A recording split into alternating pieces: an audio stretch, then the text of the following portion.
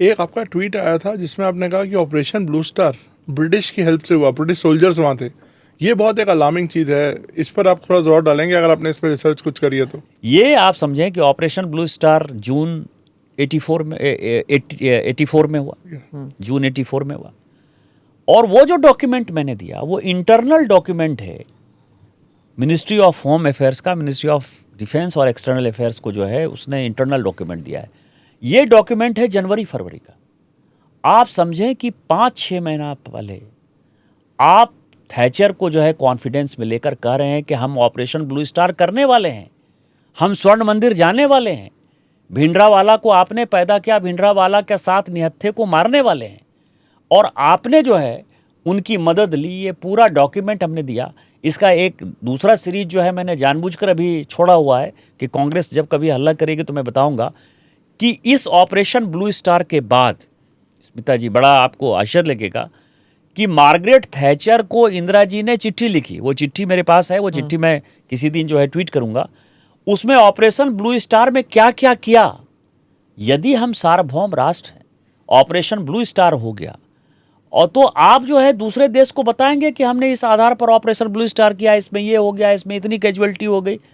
तो ये पूरा का पूरा, और जिस वक्त ऑपरेशन ब्लू स्टार हुआ उस वक्त ब्रिटेन के डिफेंस के अफसर अमृतसर में मौजूद थे, और उस वक्त जून में मौजूद नहीं थे, वो जनवरी फरवरी से लेकर जून तक मौजूद थे। ऐसा कहीं होता है? अपने देश के नागरिक, और सबसे जो महत्वपूर्ण जो है सिखों के लिए स्वर्ण मंदिर से ज़्यादा प्रतिष्ठित जो है, या ऐतिहासिक, सांस्कृतिक या धार्मिक जो है कोई जगह नहीं है, आपने वहाँ जो है तोप चलवा दिया साहब, आपने निहत्थे को मार दिया साहब, और अपने से नहीं मारा, आप जो है दूसरे देश के सेना को बुलाकर मरवाते हैं। तो यही मैंने कहा था, और इससे ज़्यादा दुर्भाग्यपूर्ण घटना हो नहीं सकती। उसमें आई रिमेंबर दिस, क्योंकि वो 2018 में वो रिलीज़ हुई थी वो डॉक्यूमेंट्स। तो उस time there was a lot of tension in Britain also कि अगर हम ये रिलीज़ करेंगे तो, क्योंकि उनके यहाँ भी सिख पॉपुलेशन काफ़ी है, कि क्या वहाँ की जो सरकार थी वो were they hand in glove with Indira Gandhi. तो उस वक्त आया था क्लैरिफिकेशन कि हमें बताया गया था, हमसे पूछा नहीं गया था, ना हमने मदद की थी।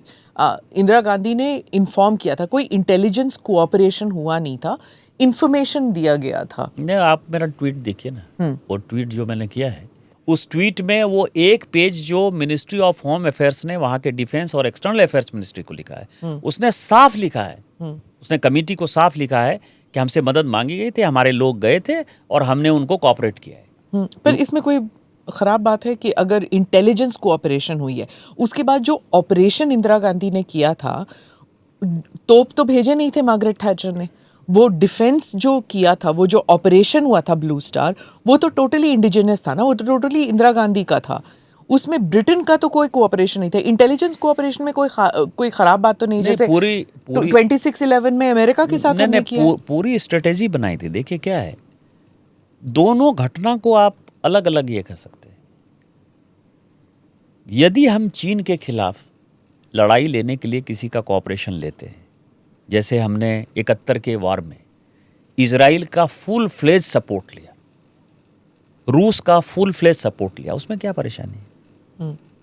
लेकिन अपने देश के नागरिकों को मारने के लिए हम विदेशियों का सहारा लेंगे? ये किस तरह का सोशलिस्ट कंट्री है, किस तरह का सेकुलर कंट्री है? और उसमें भी भिंडरावाले को आप पैदा करके, जो सिखों का सबसे महत्वपूर्ण धार्मिक स्थल है स्वर्ण मंदिर, जहाँ की केवल सिख नहीं हमारी भी आस्था है, हमारे परिवार के लोग भी 2-3 महीने में स्वर्ण मंदिर में माथा टेकने के लिए जाते रहते हैं, जो इतना महत्वपूर्ण जगह है, वहाँ आप तोप चलवा दो, वहाँ आप ब्रिटेन का साथ ले लो। ये इम्पॉर्टेंट नहीं है, ये घटिया बात नहीं है, ये घटिया मानसिकता नहीं है। या आपको अपने इंटेलिजेंस के ऊपर, अपनी सेना के ऊपर या पुलिस के ऊपर भरोसा नहीं है, और जब भरोसा नहीं है तो आप किस तरह की सरकार चला रहे हो?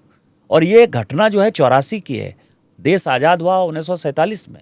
इसका मतलब कि आज़ादी के 50 साल के आसपास भी हम इस तरह के सिस्टम यदि पैदा नहीं कर पाए अपने इंटरनल प्रॉब्लम को सॉर्ट आउट करने के लिए, तो फिर किस तरह की सरकार चला पाया? आपको याद है कि ये 84 की घटना है, जब ये हुआ था, जब मोरारजी भाई जो जनता दल के, जब वो थे प्रधानमंत्री, तो उन्होंने रिसर्च एंड एनालिसिस विंग को बंद कर दिया था।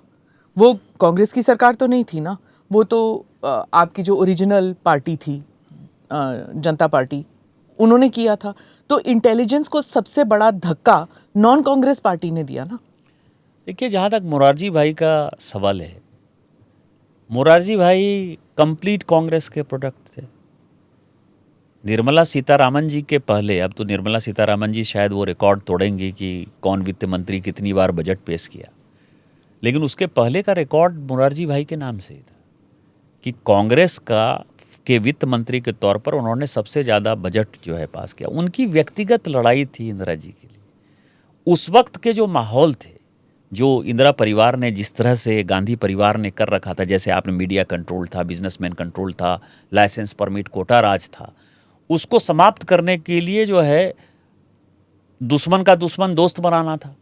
तो मोरारजी भाई को हमने साथ दिया, इसलिए मोरारजी भाई को हम कोई डिफेंड करने नहीं आए, हमारी आइडियोलॉजी के आदमी नहीं थे। Do subscribe to the ANI Clips channel to get shorter versions of this podcast. Click here to watch the full episode.